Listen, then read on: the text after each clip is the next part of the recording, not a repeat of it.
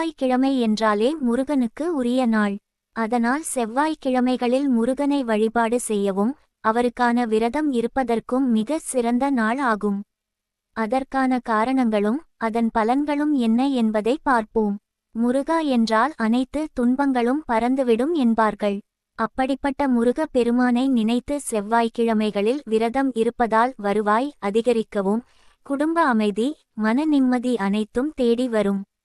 ஒருவரின் செல்வ நிலை உயர காரணமானவர் அங்காரகன் எனும் செவ்வாய் பகவான். அந்த செவ்வாய் பகவானுக்குரியவர் தான் நம் தமிழ் கடவுள் முருகப்பெருமான் மற்றும் சக்தி தேவி. அதனால் தான் செவ்வாய்க்கிழமை முருகன் மற்றும் சக்தி தேவி அம்பிகைக்கு உகந்த நாளாக பக்தர்களால் வணங்கப்படுகிறது. எப்படி விரதம் இருப்பது அல்லது வணங்குவது?